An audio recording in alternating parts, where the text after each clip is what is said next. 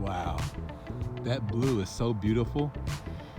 It reminds me of the time that I had quit smoking marijuana for almost like 3-4 weeks and drinking alcohol after she told me to stop. And then I like kind of indulged a little bit and had one beer and a blunt. And it looked like a dome. Like it was just like, boop, Truman Show. I was like, boop, oh, I can do whatever I want. Wait. And my forehead said, doop. And my whole body felt like, my spirit felt like I was sitting on top of my body like a suit. Well, anyways, let's get into this story. This story is gonna blow your mind. This story was revealed to me by Mr. Cheeks and someone that I know partially. She didn't want to tell me because she was suspect. You're gonna want to hear this story. And when I tell you this story, it's gonna make you blow your fucking mind. So this is the Blow Your Mind channel, Grimnasty TV, the unicorn. Grimnasty TV, the unicorn official training center. So let's get on with this story, right? Look at all the doodles. There's nothing but a bunch of doodles out here. They look different when I look at them straight on. All right, so when I was in the bus, my kids, my mate was there, and we got in an argument. And she was like, I know more about yourself than you know about yourself. You were raised by Masons. I said, what the fuck? How the fuck would you possibly know that? I met you in a different state. So she went on and started looking weird, like, wait a minute, I said too much. Like, I'm looking at her like, wait a minute, why'd you say that? What does this mean? She goes on to say, well, I'm talking about your grandma. She worked on the railroad, remember? I was like, no, you said I was raised by Masons, plural. Now, come on, you're talking to a smart guy now. You said you know more about me than I know about myself. I already know that about my grandma. She was just a worker on a railroad. She wasn't no Freemason, as far as I know. Or maybe a Mason is just a Mason. Who knows, right? How far that rabbit hole goes.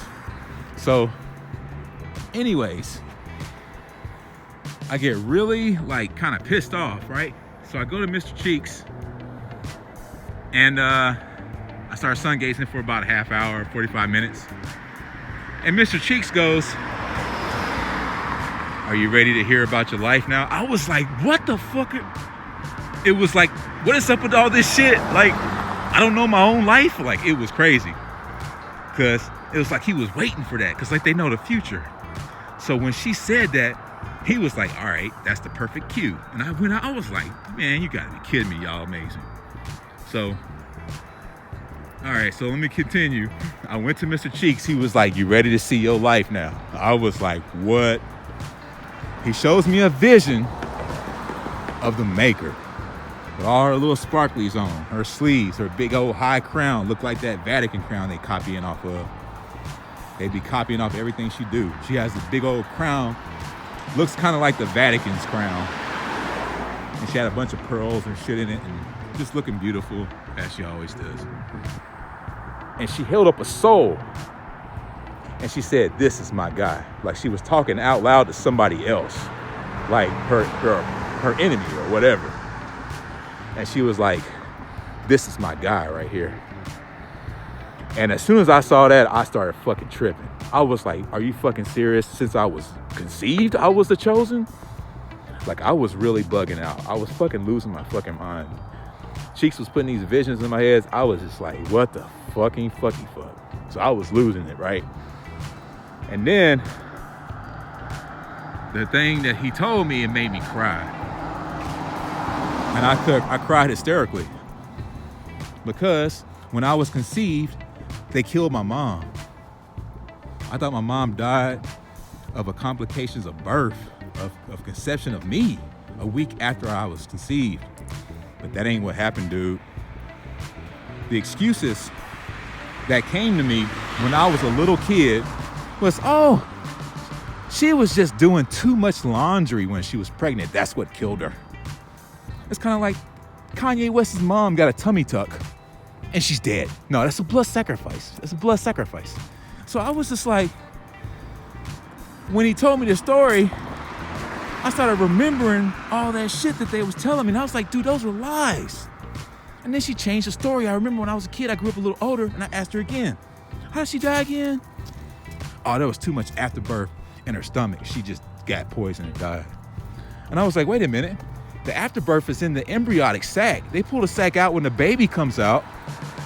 See, I was too young and dumb. I would have never figured that shit out. I was just like, okay, I bought it because I was a little kid. I didn't know anything. So, unbelievable. Wow, look at that dome. It's beautiful. Well, anyway, look, that's how blue it gets when your pineal gland comes out. During the day, it gets blue like this, like rich blue, like it's fake. Like it's like if somebody told you it was painted like a dome, like Truman Show, you would believe it. In the fourth dimension, it looks like a cartoon world. Like all these trees have faces and it looks like a peanut gallery. Like they sitting there just chilling.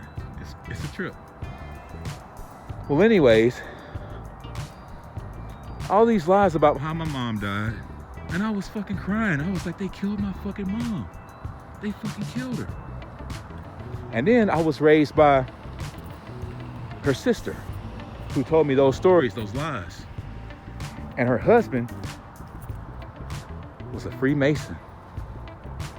And they got split up because they had a custody battle, and he was very like, I don't know, he was kind of corrupt, man. He was cool, but there was some things about between me and my brothers that they were intentionally treating me bad, almost to the point to where I felt like I wanted to commit suicide. And she always told me, I'm not gonna let them touch you. So what I realized was that they were trying to push me into mental anguish and depression my whole life. They kept, oh, you can't draw no more. We're punishing you indefinitely.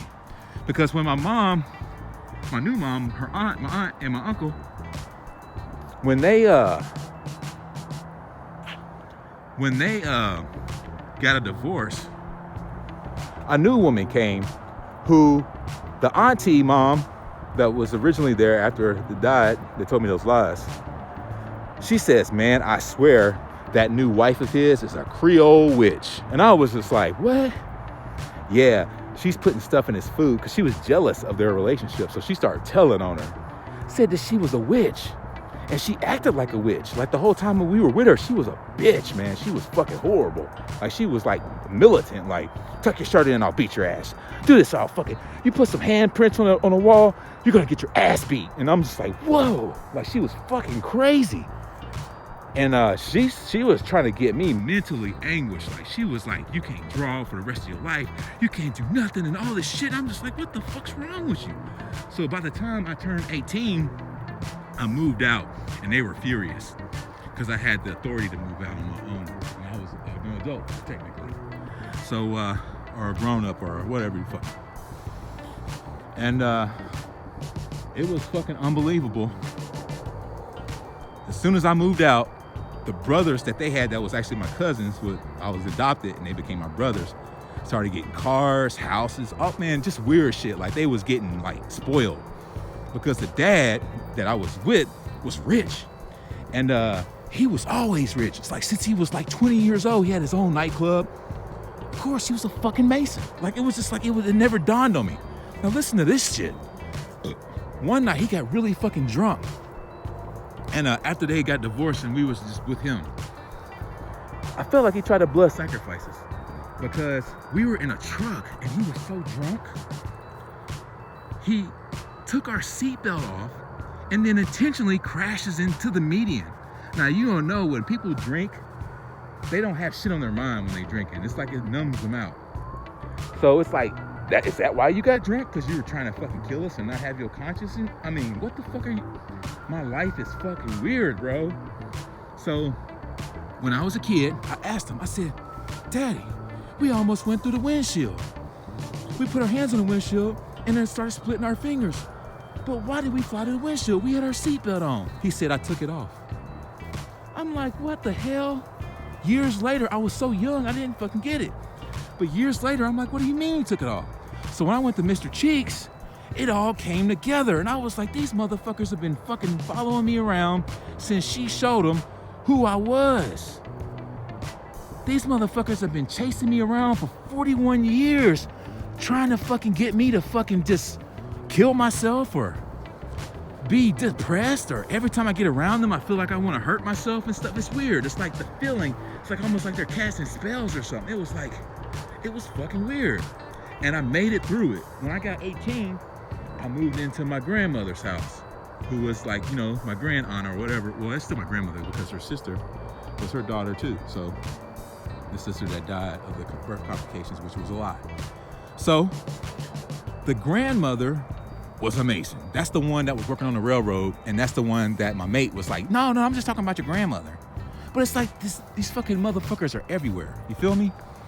And I grew up with them, and you know, the other one that told me the lies, I grew up with them because I couldn't stand being in that corrupt house with that witch and that other, you know, they said it was a witch. It was almost like a joke to me because I didn't believe it. But now that I think about it, maybe she was a witch because she was a fucking bitch. Excuse me. That is drainage from my pineal gland. Well, anyway, she showed her hand just to give him a fair shot because this woman don't lose ever. She never loses. She's like a female Parker Lewis. She's Kim Possible. She's Biggie Shorty from fucking Pootie Tang. She's fucking the woman from Weird Science. Like, you can't fuck with her. You just can't fuck with her. So she was like, look, I'm gonna show you who he is. These motherfuckers was fucking hounding me my whole life. And I didn't realize it because they were so smart and smooth. There was no way for me to detect it. Until Mr. Cheeks and that thing with my mate started opening the door. Mr. Cheeks showed me everything, and then I instantly got my whole life. And they killed my fucking mom, you know, in the hospital. Fucking crazy.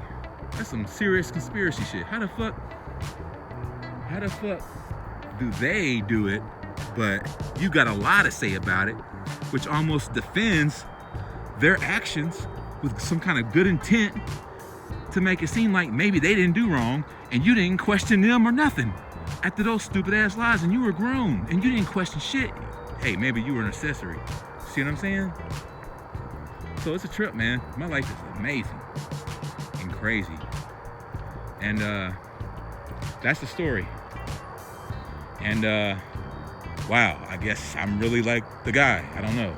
It's blowing my mind because I never thought I was anybody. I mean, but she goes on to show me, that's why I wanted you to be an artist, because when you illuminate yourself, you would think that being having an art career would be stupid, and then you would just start telling the truth, and that's exactly what I'm doing. And then she was like, you studied law because now you know all their tricks, and I'm just like, fuck, like it's like I was groomed for this shit, but it's not even like I was forced to do it. I made the choice to do it on my own. It's like, damn, that's fucking amazing. She sees the whole future, so she knows who the guy is. You know what I'm saying? It's fucking amazing. So, wow. And she was like, man, they ain't gonna fuck with him. They ain't gonna hurt him. And they didn't. It's like, it's so frustrating. You imagine how frustrating that shit is to be chasing a roadrunner and you can't catch him? I'm starting to realize, man, I really don't have shit to worry about. And that's why she chose me, because I got courage, I'm brave. And I was a little afraid at first because I didn't know the news was fake. I didn't know that they were liars. I thought they had authority. I thought the shit was real. You know what I'm saying? Nothing but lies. But now that I can see all this stuff, it just adds to the Swiss Army knife plethora of possibilities and options and you know, tools that I can use to make all this come together. Like, I'm an artist, so I made an Exodus brochure. It was just, it's so perfect, and she didn't force me to do none of this shit. It was like I was the guy perfect for the job, bro. I mean, ladies and gentlemen. So, man, I learned all this yesterday. I just learned all this yesterday. It all came together yesterday. And I was crying, man. I couldn't believe these motherfuckers killed my mom, bro. Mr. Cheeks told me that. Can you imagine? The son's like, yeah, they killed your mom, man. It's just, I'm like, what? So, that's the story. follow me for truth, because I'm the guy. And it's not even really about anything less than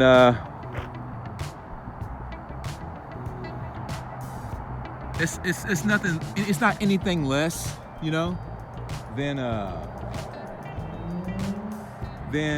gratification to make me get serious. Because I'm not into people just saying, oh man, you're so great, or oh man, well, good work, you know. And it's just like you're just sitting around. Like, I don't give a fuck about that shit. Like, okay, I click like, okay, and then I get tired of it. And I'm just like, you know what are we gonna do to make a change to the situation? So I'm the guy. You see that petition? I stood up to all of them. I'm the fucking guy. She knew I was gonna do that shit. She likes it when we do that kind of stuff. She's like, you know what? I like it when you're not afraid. Listen to Ariana Grande, God is a Woman. She likes it when you're not afraid. It's true. She told me to put a lien on the jail. She put me in a jail cell on no charge. It was weird, just to talk to me, just to tell me to help y'all. And then she says, you heard them babies crying today, mama? And I was like, whoa. Okay, I went to the glass and it was like, God, please let me out of here. I won't sell drugs no more. You know how people cry when they get in their cells? They be crying like bitches in there, like, and I heard that and I went back. I said, this is God. I said, are you fucking serious? And she didn't give a fuck. That's the kind of shit I'm talking about. That gratification that probably hears it every day. But she was serious. She's about business, bro. And I'm about business too. So all that gratification and all them compliments, if I was full of myself and blinded by my own ego, if I was blind by it, then I would be controlled by it. And I'm not.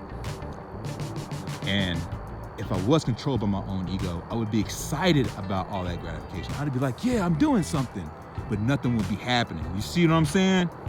So I'm smart enough to step back and focus and say, look, this is not working. And that's how she is too, man. And I mean, her shit always works. I mean, she just knows everything.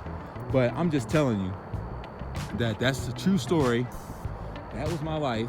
In bits and pieces, unwittingly, I didn't know what I was getting in my life to. I mean, I didn't know what I was doing. I didn't know who was around me. I didn't know. But now I know. That is my story of the 41-year losing streak of Illuminati versus Grimnasty. I hope you enjoyed it. There's more to come. And when you get awake, stay awake.